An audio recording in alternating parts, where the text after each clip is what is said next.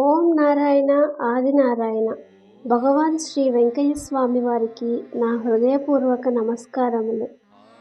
పారాయణ గ్రంథం భగవాన్ శ్రీ వెంకయ్య స్వామి వారి లీలామృతం. రచన సేకరణ సాయి శ్రీనివాస్ గారు. గాత్రం కుసుమ. సమర్పణ మండవ రవికాంత్. ఈరోజు ఎపిసోడ్లో 1959లో జరిగిన సంఘటన, ఆత్మకూరు తాలూకా మహిమలూరు రామయ్యకు జరిగిన అనుభవం గురించి తెలుసుకుందాం. స్వామి మహిమలూరు వచ్చినప్పుడు రామయ్య ఇంటికి తరచుగా వస్తుండేవారు. వచ్చినప్పుడల్లా అక్కడ ఒక గుండం వేసి నువ్వు మిద్దె కట్టాలయ్యా అనేవారు. రామయ్యకు స్వామి అంటే అత్యంత భక్తి విశ్వాసం కలవాడు. అందుచేతనే స్వామి చెప్పినట్లు నడుచుకునేవాడు. ఆ గ్రామ ప్రజలు ఆ పిచ్చాయన ఏదో చెబుతుంటే ఈయన ఇవన్నీ చేస్తుంటాడని ఎగతాళి చేసేవారు. కానీ స్వామి చెప్పిన ఏ పని వృధాగా పోలేదు. రామయ్యకు ఎంతో మేలు చేశాయి. అది చూసిన గ్రామ ప్రజలు మళ్ళీ రామయ్య వెంట తిరగటం ప్రారంభించారు.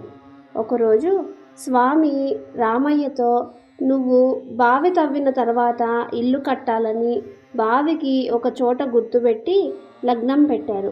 ఆ బావి నీళ్లతో నీవు గుణావర్ధనములకు అంటే పునాదులకు గోడలు కట్టుబడికి వాడుకోవాలి అని చెప్పి స్వామి వెళ్ళిపోయారు. స్వామి చెప్పినట్లే రామయ్య బావి పని పూర్తి చేశాడు.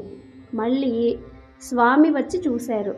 రామయ్య స్వామితో ఇండ్లకు కొట్టాలకు ఈ బావికి రాళ్ళు ఎక్కడ సంపాదించాలి స్వామి అంటే చూపిస్తాను రమ్మని వాళ్ళ ఇంటికి అరఫరలాంగు దూరంలో ఉండే పొలంలోకి తీసుకుపోయి మొదట్లోనే గుండ్రంగా గీత గీసి ఇక్కడ తవ్వితే నీకు కాబట్టినన్ని రాళ్ళు ఉండలేదా అన్నారు స్వామి.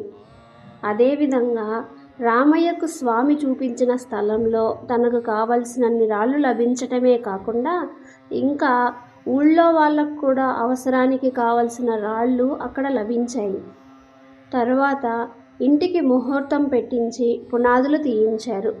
చలమానాయుడు స్వామితో నీవు చెప్పటము రామయ్య చేయటము బానే ఉంది. భూములు కొన్నవే, ఇంకా కొంత అప్పు ఉండే. ఇంతలోనే ఈ ఇల్లు కట్టాలంటే 8,000 కావాలి. ఎక్కడ తెచ్చి కడతాడు స్వామి అన్నారు. అప్పుడు శ్రీ స్వామివారు చలమానాయుడో నీవు ఏ లోకం మాట మాట్లాడేది, నీకు ఆ లోకం మందల తెలియదే అని నవ్వి అదును వచ్చినప్పుడు ఆ చేలో పిడికెడు నూగు గింజలు చల్లి సేద్యం చేస్తే మిద్దె ఖర్చులో సగం వస్తుండే, మళ్ళీ వేరుశనక్కాయలలో సగం వస్తుండే. ఇంకెందుకయ్యా ఈయన అప్పు తెచ్చేది? అదేవిధంగా ఆ 2 పైర్ల మీద ఇండ్లకు సరిపడా డబ్బు వచ్చింది. 2 సంవత్సరాల లోపే పైసా అప్పు లేకుండా ఇళ్ళు కొట్టాలు తయారయ్యాయి. రామయ్య స్వామి చెప్పింది వేదంగా భావించి చేస్తున్నాడు. ఇంకా అందరూ రామయ్యను అడిగి పైర్లు పంటలు వేసుకోసాగారు. ఆ ఊర్లోనే ఉండే డాక్టర్ అక్కిరాజు సుబ్రహ్మణ్యం గారు జరిగేదంతా చూస్తూ ఉండి నేను బ్రతకడనుకున్న రామయ్య బ్రతకడం ఏమిటి, పైగా భూములు కొనడం ఏమిటి, ఇల్లు వేసుకునేదానికి గుంజ పాతేటప్పుడు ఈరోజు మంచి రోజు కాదు లగ్నం చేయటానికి ఈ పిచ్చోడు ఆ పిచ్చోడిని తీసుకువచ్చి లగ్నం చేస్తున్నాడని నేను తోలనాడినప్పుడు వీధిలో అందరూ విన్నారు. పైగా బావి త్రవ్వటము, ఇల్లు కట్టటము, కొట్టాలు వేసుకోవటము, వీటన్నిటికీ ఆ దగ్గరలోనే మంచి రాయి చూపటం, ఇదంతా చూస్తుంటే నాకేమీ అర్థం కావట్లేదు అనుకున్నాడు. ఈ అక్కిరాజు సుబ్రహ్మణ్యం గొప్ప ఆయుర్వేద వైద్యుడు. ఉచితంగా మందులు ఇచ్చేవాడు. ఈయన ఎల్లప్పుడూ అంబ పూజ చేస్తూ ఉండేవాడు. ఆ ప్రాంతంలో ఉండే ప్రజలకి మంచి చెడ్డలు చెప్పటం వలన దయాగుణ సంపన్నుడు అనే పేరు పొంది గొప్ప పండితుడిగా అందరూ ఎంతో గౌరవంగా ఇతనిని అయ్యగారు అని పిలిచేవారు. ఈ సుబ్రహ్మణ్యం స్వామి చర్యలను గమనించి ఈయన సాక్షాత్ భగవంతుడే కానీ వేరే కాదు అని నమ్మకం ఏర్పడింది. ఇప్పుడు మనం అక్కిం రమణారెడ్డి గారి అనుభవం గురించి తెలుసుకుందాం. అక్కిం రమణారెడ్డి గారిది పొదలకూరు మండలం ముదిగేడు గ్రామం. ఒకసారి శ్రీ స్వామివారు తలపూరు వీరనారాయణ గని దగ్గర ఉన్నారు.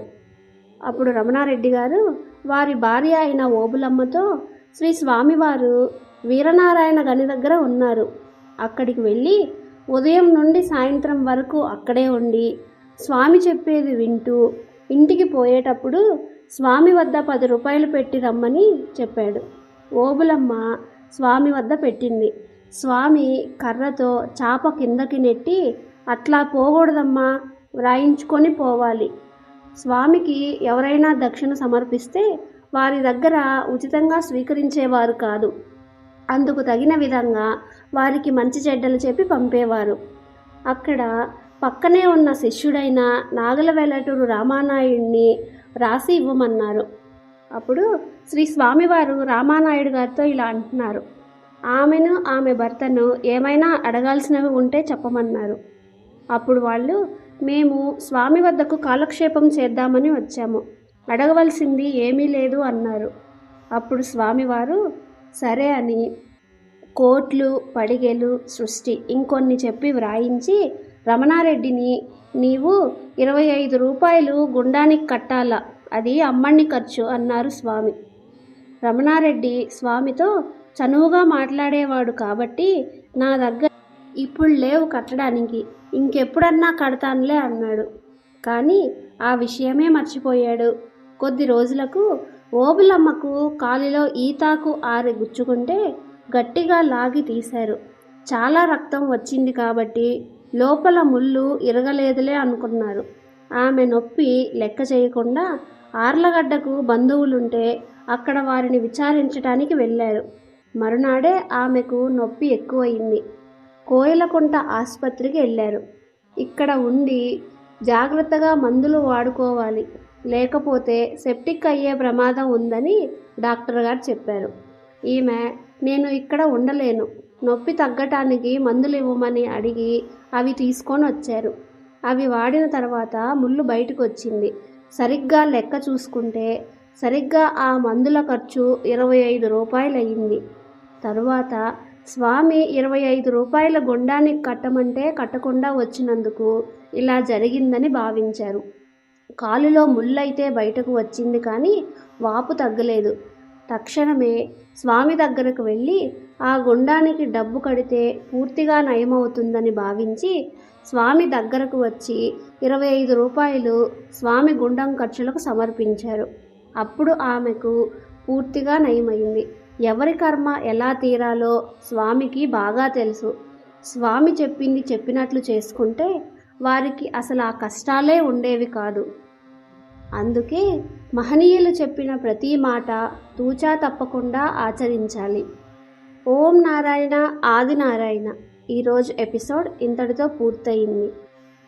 తరువాయి ఎపిసోడ్లో మనం 1964లో జరిగిన సంఘటన, ముదిగేడు గ్రామం పెద్దమళ్ళ నారపరెడ్డి అతని భార్య మహాలక్ష్మమ్మకు జరిగిన అనుభవం గురించి తెలుసుకుందాం. భగవాన్ శ్రీ వెంకయ్య స్వామి వారికి జయము జయము. సర్వే జనా సుఖినో భవంతు.